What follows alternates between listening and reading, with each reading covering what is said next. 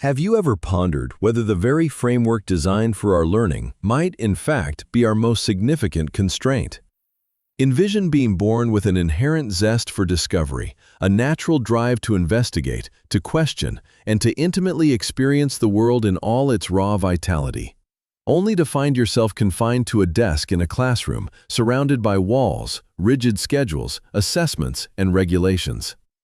Now picture enduring this for more than a decade, day after day, year after year. What if I were to suggest that many of the thoughts you consider uniquely yours, numerous dreams you've abandoned, and much of the apprehension you harbor weren't authentically yours, but were instead instilled, sculpted, and reinforced by an unseen mechanism? This mechanism begins its operation the moment you're old enough to grasp a writing implement. And what if I promised that by the conclusion of this presentation, you would clearly discern the subtle and not so subtle ways this apparatus functions, along with strategies to liberate yourself from its grip? The final revelation we'll impart in this video will be the most profound, as it doesn't merely elucidate the issue, it provides the means to reclaim your intellectual autonomy. Therefore, please remain engaged until the end. However, before we delve further, if you possess an ardent interest in psychology, philosophy, and deciphering the hidden complexities of human behavior, I encourage you to subscribe to this channel, like this video, and share your perspectives in the comments section. What was your personal experience with schooling? Did it cultivate your potential or inhibit it? Your individual narrative holds significance and could very well inspire another individual silently contemplating similar questions. Let us commence this exploration by posing a difficult yet crucial inquiry. What is the genuine purpose of formal education? Superficially, we are informed that its aim is enlightenment and preparing us for adult life.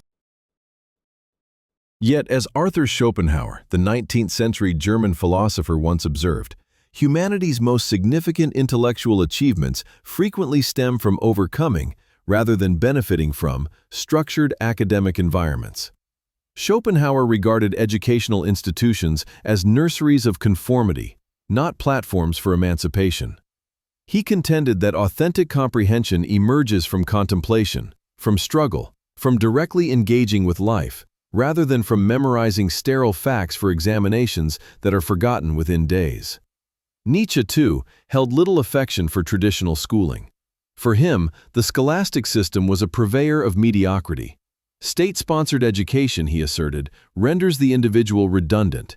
It strives not for the exceptional, but for the commonplace. And herein lies one of the initial detrimental effects schooling inflicts upon us from a young age. It instills a fear of distinctiveness, urging us to diminish ourselves into uniformity, to prioritize subservience over ingenuity, to pursue accolades and grades instead of truth. From the moment a child enters this framework, they are instructed to raise their hand before speaking, to seek authorization for basic bodily functions, and to remain seated for extended periods, irrespective of their physical or mental state. This is not cultivation, it is indoctrination. The objective is not to foster individuality, but to forge a compliant employee, a predictable consumer, a docile citizen. Consider this. When was the last occasion your schooling profoundly instructed you in self-awareness, emotional intelligence, or trusting your innate instincts? Instead, we were conditioned to seek answers externally, to distrust our inner voice, to compare ourselves, to compete, and to conform. This influence runs deeper than we might perceive. When children exhibit curiosity or creativity that deviates from the prescribed curriculum, they are frequently labeled as disruptive. A child who asks too many questions is often perceived as problematic. Yet, as Schopenhauer cautioned, regrettably, educational institutions often penalize the very minds that perceive what others cannot. They suppress the visionary in favor of maintaining the norm. The repercussions extend beyond intellectual damage. They are profoundly emotional. How many of us carry a subtle, persistent sense of inadequacy stemming from academic evaluations received in school? How many still hesitate to voice their opinions because a teacher once humiliated them in front of their peers? How many ceased pursuing artistic endeavors, writing, singing, or dreaming, because someone declared they weren't proficient enough?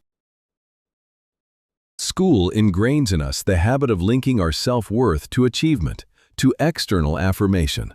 And when that affirmation is absent, we begin to retract within ourselves.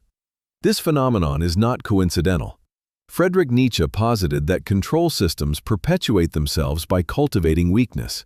He argued that society, including its educational mechanisms, frequently endeavors to curb the intrinsic wildness of the human spirit, to mold individuals into something predictable and manageable. From this perspective, the school transforms into a training ground for obedience, not for excellence. And this obedience often transcends the classroom environment. Once conditioned, we perpetually seek validation from superiors, institutions, and even social media metrics, rarely scrutinizing the system itself. We become adept at performing roles, but deficient in understanding our true identities beneath the facade. But here lies a more profound inquiry.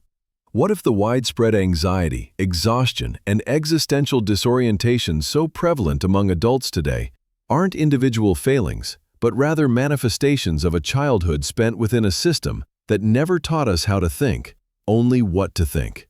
Both Nietzsche and Schopenhauer emphasized the importance of solitude, introspection, and hardship as pathways to genuine insight. They held that true freedom could only be achieved by breaking free from conventional thinking. Nietzsche, in particular, championed the concept of the Übermensch, the self-overcoming individual who forges their own values, shatters their own limitations, and resists systems that seek to diminish them. Yet, how do we accomplish this?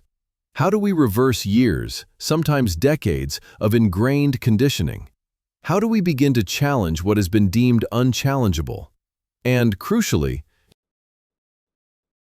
how do we reclaim our minds, not merely intellectually, but also spiritually, emotionally, and existentially? In the subsequent section, we will delve into the intentional design of the school system, not as a random or neutral construct, but as a direct reflection of the industrial age's demands, where individuals were often treated as cogs rather than conscious beings. You will discover how these historical origins continue to influence contemporary schooling, and why grasping this foundation is the crucial first step toward liberation. We will also start to unveil what authentic education truly entails, according to philosophers, psychologists, and mystics who dared to envision alternatives. But first, consider this. What part of yourself did you leave behind in school? Is it time to retrieve it? Share your thoughts in the comments, and when you're ready, I'll guide you further. Imagine for a moment that you are not a person, but a manufactured item, created, packaged, and introduced into a society that prioritizes efficiency, productivity, and predictability above all else. Would your upbringing differ significantly? This isn't a dystopian fiction. It's the historical truth underpinning modern education. The school system we recognize today didn't originate from a desire to foster wisdom or awaken the spirit. It emerged during the Industrial Revolution, when factories needed workers who were disciplined, punctual, and obedient. In essence, schools were engineered not to enlighten, but to mass produce. If you observe closely, echoes of the factory model are ubiquitous. Bells signaling transitions, uniforms, rows of desks, standardized assessments, subjects compartmentalized like assembly lines. Students are categorized by age, not by intrinsic interests or abilities, as if development were mechanical rather than organic. We were trained to follow instructions rather than to think critically, to reproduce rather than to innovate. This, as Nietzsche might contend, represents the triumph of the collective over the individual. Reflect on your academic years. How much of your time was spent rote memorizing instead of truly understanding? Repeating information rather than questioning it? Conformity rather than exploration? Now ask yourself, what impact did that have on your mind? The true cost isn't just what was imparted, but what was withheld. Schools seldom fostered emotional intelligence and almost never encouraged existential inquiry. Instead of prompting, quote 1 or quote 2, We were steered towards career paths at 18 based on grades, prestige, or practicality. As Schopenhauer keenly observed, the challenge isn't so much to perceive what no one else has yet discerned, but to conceptualize what no one has yet pondered concerning what everyone already sees. However, schools don't commend such independent thought. They reward compliance, and gradually, that innate spark diminishes. The child who once asked, quote, 3 100 times a day begins to inquire, quote, 4. This signifies the subtle erosion of the mind. This mental erosion doesn't cease with graduation. Those who navigate this process often carry profound psychological scars into adulthood.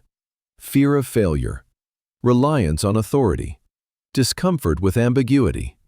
They might excel professionally, yet feel an inner emptiness. They may pursue goals relentlessly, only to wonder why fulfillment eludes them. Why? Because the system never instructed them on how to thrive. It merely taught them how to function. Nietzsche termed this the demise of authenticity. He believed that when we permit societal values to supersede our own, we become alienated from our genuine selves, mere actors in another's narrative. You see, both Nietzsche and Schopenhauer held that life's profoundest meaning wasn't something to be passively received. It had to be actively created. And that creation commences with unlearning, with questioning, with stepping beyond the literal and metaphorical confines that have constrained us. So let us now contemplate. What constitutes genuine education? It is not the rote memorization of disparate facts, nor is it the pursuit of grades. Authentic education is the art of learning how to think, not what to think. It involves cultivating one's inner world, possessing the courage to explore discomforting ideas, and, above all, a steadfast commitment to self-knowledge. Carl Jung, the eminent Swiss psychologist, echoed this sentiment, stating, "The privilege of a lifetime is to become who you truly are." Yet how can one become when they have been shaped throughout their entire life to be something else? In ancient Greece, education, or paideia, was not a bureaucratic institution. It was a sacred process dedicated to the formation of the soul. English ancient philosophical traditions encompassed a broad spectrum of disciplines: philosophy, poetry, music, ethics, and physical training. Their aim wasn't merely to produce a law-abiding citizen, but to ignite the dormant spirit within each individual. Education, in this context, was viewed as a process of guiding the intellect from the shadows of ignorance toward enlightenment. Regrettably, this profound vision has largely been abandoned over time, and its absence carries significant repercussions. An individual who has never genuinely scrutinized their own convictions, who has abstained from navigating the intricate terrain of doubt and introspection, becomes susceptible to manipulation, fear, and control. Lacking an intrinsic moral compass, they rely solely on external directives. This vulnerability underscores why thinkers like NZE championed a form of spiritual defiance, not for chaos, but for the sake of authentic self-realization. He posited, quote, "However, discovering this fundamental necessitates more than formal schooling. It demands a personal revolution." Let's pause momentarily and reflect. Can you recall instances where your innate curiosity was stifled, your creative impulses ridiculed, or you were instructed to chup-chop beto, sit down silently, adhere to instructions, even when all you yearned for was to express the vibrant life force within you? Such experiences are not fleeting. They fundamentally sculpt the architecture of our inner world. They impart lessons about safety and peril, about what garners approval and what faces rejection. Gradually, these lessons become internalized. Don't be too vocal, don't deviate too much, don't be too assertive. This process continues until we eventually forget who we were before the conditioning began. Yet, what if we could reclaim that memory? What if we could return to the place where that initial spark was kindled, before it was extinguished by the monotony of routine and the weight of expectations?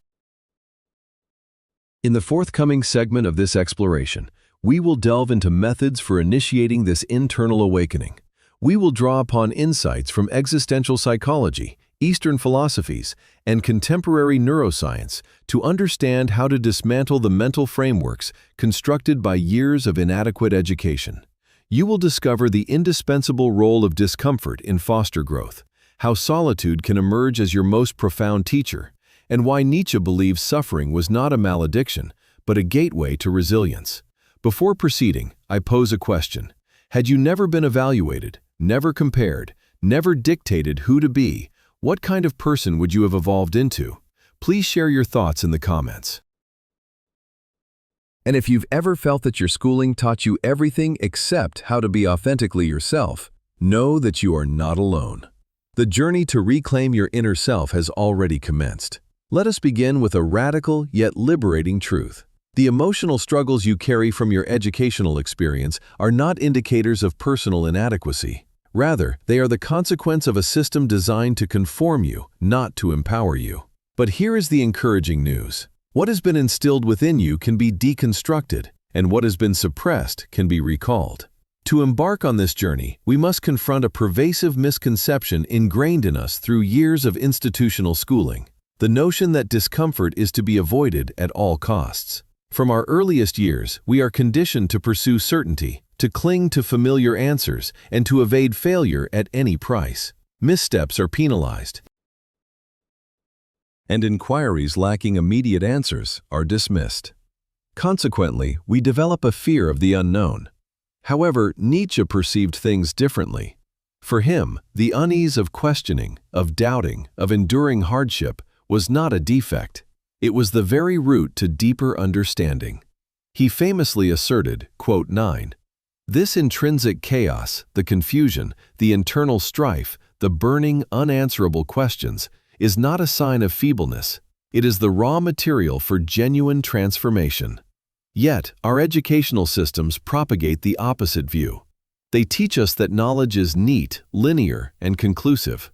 But authentic knowledge, the kind that jolts the soul awake, is often messy, cyclical, and perpetually evolving. This explains why numerous individuals graduate with diplomas but feel profoundly lost. True education, self-education, cannot be bestowed. It must be diligently earned through solitude, contemplation, and courageous inquiry. Carl Jung, in his exploration of the unconscious mind, revealed that elements of ourselves we are compelled to suppress, our untamed nature, our emotions, our distinct individuality, do not simply vanish. They recede into the shadow, patiently awaiting recognition, often in silence for decades. He termed this the, quote, 10 frequently originating in childhood, particularly within environments like schools that reward specific behaviors while punishing others. So, what transpires when we live in accordance with these suppressions, adhering to regulations that were designed not to protect but to control us? We become alienated from ourselves. We act without feeling. We perform without truly living. We forget the inner voice that once whispered of dreams and aspirations, entirely unrelated to academic achievements or professional titles. To heal from this, Jung insisted, we must confront the shadow. We must bring to light the facets of ourselves we were taught to conceal: the anger, the longing, the desire to defy norms and pursue something more profound. However, this journey demands courage, for once you begin to unlearn the lessons of conventional schooling, your perception of the world may irrevocably transform. It might dawn on you that you weren't created to spend 8 hours daily in quiet contemplation, or that your worth can't be quantified by a grade point average. Perhaps your intelligence isn't just logical or mathematical, but also emotional, intuitive, creative, or even spiritual. The truly liberating aspect of this realization is that once you grasp this fundamental truth, no institution, no credential, and no authority figure can ever again strip it from you. So, how do we embark on this journey? Firstly, by embracing solitude. Both Schopenhauer and Nietzsche considered this practice paramount. For them, solitude wasn't about being lonely, it was about liberation. It functioned as a sacred space where one could clearly hear their own thoughts, unburdened by external expectations. Schopenhauer often spent hours walking alone, allowing the world's commotion to recede. Nietzsche similarly believed that genuine clarity emerged only when one distanced themselves from the crowd. He cautioned, quote, 11, "To truly obey yourself requires self-knowledge, and to gain that, you occasionally need to step beyond everything you've been taught." Secondly, engage in what Viktor Frankl, a Holocaust survivor and psychiatrist, termed logotherapy, the search for meaning. Frankl discovered that even in the most horrific circumstances imaginable, individuals could endure if they possessed a compelling reason to live. This reason, your why, isn't found in textbooks. It's unearthed within your suffering, your inquiries, and your deepest aspirations. It's forged not within the confines of a classroom, but in the crucible of life itself. Now, reflect. When was the last time you pondered what truly gives your life meaning? Not merely what career to pursue or what objectives to attain, but what genuinely makes you feel alive. Education rarely poses this question, but life does, and you must furnish an answer. Thirdly, we must mend the fractured connection between mind and body, intellect and intuition. Modern education elevates intellect while largely neglecting the body, heart, and soul. We are conditioned to reside predominantly within our minds. However, human beings are not mere machines. They are intricate, emotional, sensory entities. Nietzsche, despite all his brilliance, never detached thought from the physical self. He viewed the quote 13 not solely as dominance, but as vitality, the very essence of life force. He encouraged us to live with intensity, to embrace the entirety of existence, not just ideas, but feelings, instincts, and desires. To reclaim your mind, you must also reclaim your body, your energy, your intrinsic rhythm, and your passions. Therefore, begin to pay attention not just to your thoughts, but to what stirs your spirit, what invigorates you, what depletes you, and what you cherished before external influences dictated what you should love. Finally, you must grant yourself permission. Permission to err, to revise your opinions, to develop, to abandon a path that never truly resonated with you, and to embark anew. The most detrimental falsehood taught by the educational system is that once you fall behind, it's irreparable. Yet in truth, it's never too late to reconnect with your authentic self. In the concluding segment of this video, we will unveil the most profound insight of all, the singular concept both Schopenhauer and Nietzsche highlighted, but which only you can fully grasp. It's the realization that you can not only shed previous conditioning, but also evolve into an entirely new individual. You possess the power to be the architect of your own values, your own learning, and your own existence. You can opt for meaning over security, authenticity over conformity, and depth over superficiality. You can transmute past wounds into future wisdom. But to achieve this, one final step remains, and it is simultaneously the most challenging and the most indispensable. So, before we proceed, ask yourself now, what belief, instilled in you by your schooling, do you still cling to that no longer serves your true self? And what would it genuinely take to finally release it? The answer is forthcoming. You have journeyed far. You have scrutinized the mechanisms that shaped your early consciousness. You have dared to question beliefs presented as irrefutable truths. You have witnessed how adherence was rewarded and how innate vital curiosity was frequently met with silence or disdain. But now, we arrive at the ultimate and most potent revelation. The revelation is this: you were never intended to conform to the system. You were destined to transcend it. Schopenhauer and Nietzsche both grasped a truth few dare to acknowledge. Systems, by their very nature, cannot complete you. They are designed for control, standardization, and limitation. Yet you are not a standard. You are not a machine. You are not merely meant to function.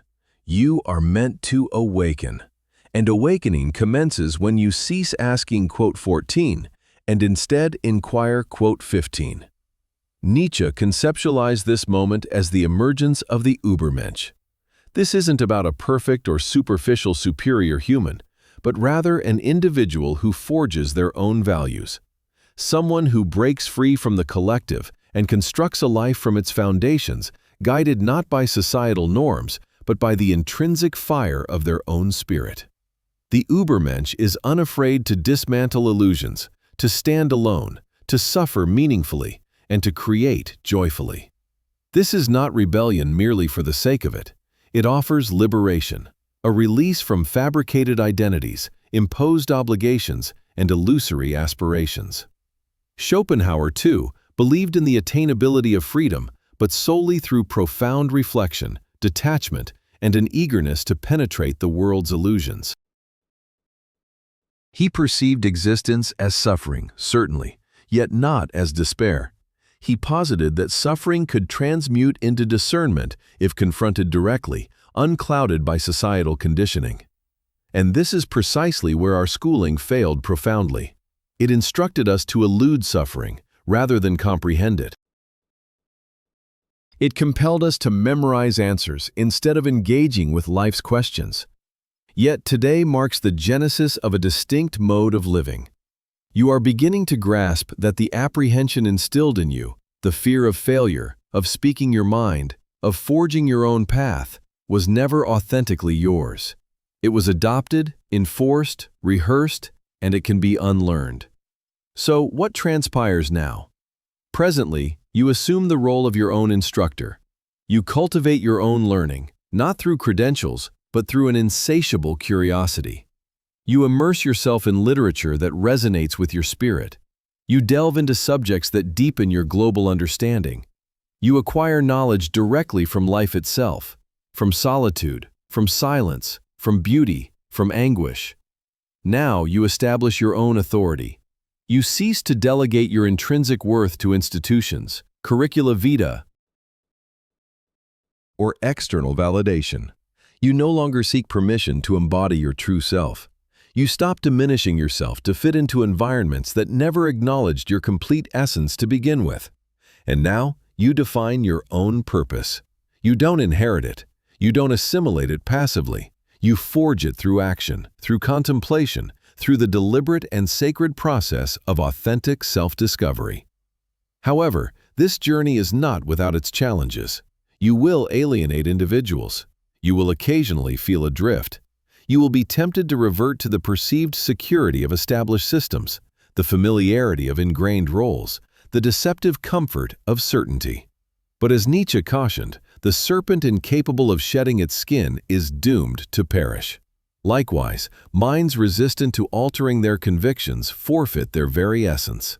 You must shed. Shed the compulsion for flawlessness. Shed the internal voice proclaiming your inadequacy. Shed the conviction that only official authority confers value. Shed the shame associated with not conforming to educational expectations. And through this shedding, you will uncover a self-predating systems, more untamed than regulations, more vibrant than academic distinctions. You will discover your authentic education. For here lies the ultimate truth. Formal schooling concludes, but education persists. Education, in its purest manifestation, is life itself. It is what unfolds when you confront uncertainty with an inquisitive spirit, when you meet suffering with clear-eyed awareness, when you transform adversity into sagacity and bewilderment into lucidity, when you comprehend that every moment, every setback, every triumph, every quiet instant serves as your classroom. Nietzsche once declared, "Become what you are." That is your current undertaking. Not dictated by a teacher, nor by a system, but by life itself. And you cannot fail unless you refuse to commence. So, embark. Pose questions that unsettle you. Engage with authors who challenge your perspectives. Venture into spaces where applause is absent, but your soul finds its melody. Permit your education to be untamed, unforeseen, and beautiful. Let it be unequivocally yours. And above all, remember, you are not flawed. You never were. You were merely obscured beneath expectations, beneath conditioning, beneath the profound silence of unrealized aspirations. And now you are emerging, not as the student you were conditioned to be, but as the human you were destined to become. Therefore, I leave you with this thought. What would your existence resemble if you ceased perceiving it as a byproduct of a system and began to experience it as an emanation of your own soul? Share your reflections in the comments. Articulate your truth. Someone, somewhere, awaits the courage you are poised to bestow. And if this journey has resonated within you, subscribe, share, and assist us in inspiring others. The world yearns not for increased conformity, but for heightened vitality. And that, perhaps, is the most profound lesson never formally imparted. Until our next encounter, inquire deeply, live authentically, and incessantly evolve. Thank you for your attention.